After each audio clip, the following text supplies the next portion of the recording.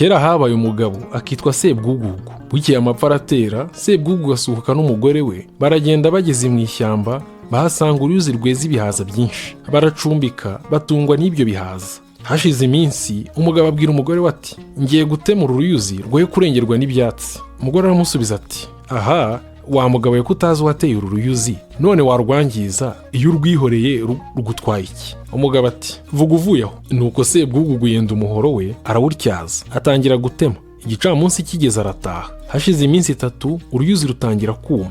Yari yatemye ahereye aho rwari rushingiye imizi. Umugore arukubise amaso arumirwa, arajunjama, maze abwira umugabo we ati, nuko wakoze. Bakomeza kurya ibihaza bari barahunitse kugeza igihe bishiriye. Bya bihaza bimaze gushira, Sebwugugu abwira umugore we ati, mbese nyiramama ko biducikiyeho, ntiwagerageza kujya gusoroma udususa? Umugore ati, sinakubwiye ukansuzugura, none se kandi urambwira iki? Nuko barara bipfunditse imyeko mu nda.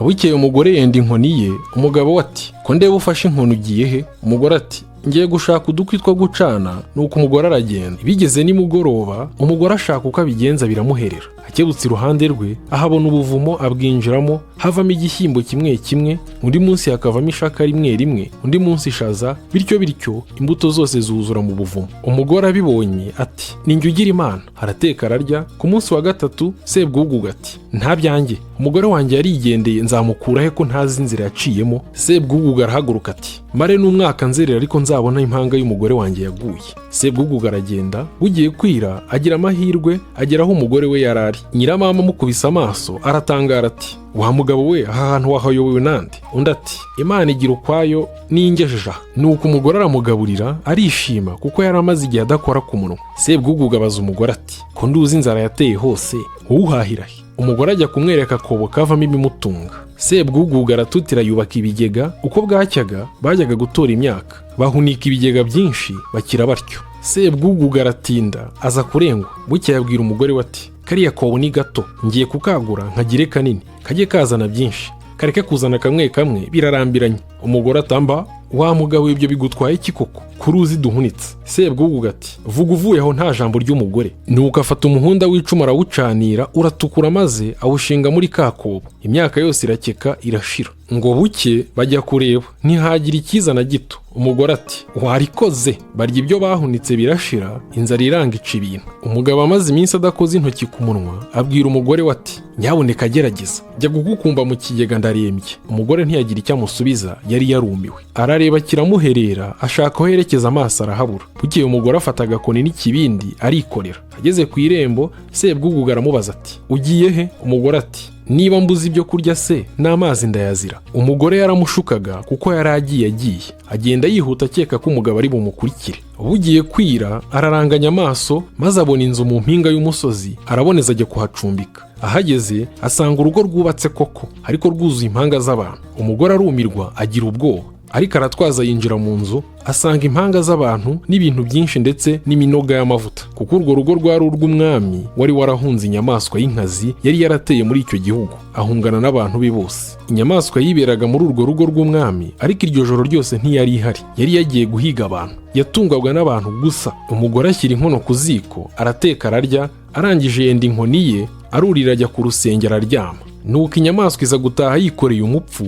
Igeze mu muryango yumva umwuka w'umuntu muzima iti, hano hantu haranuka urunturuntu. Ese yemwe uru runturuntu rwaturutse he? Iti, abari mu nzu nta wantura. Umugore aricecekera. Inyamaswa iti, orororororo, ese ndaturwa nande? Nuko icinya hasi intumbi yari yikoreye, irayahuka, ihirika impanga yaho iryama, iraryama, irasinzira. Inkoko ya mbere ibitse, igikoko kirabyuka kijya guhiga. Kimaze kugenda, umugore nawe abyuka mu bunyoni, ashyushya ibyo yari yaraje, ararya. Akazuba karashe, yendikira agahirika impanga, arakirambura, aricara yota akazuba.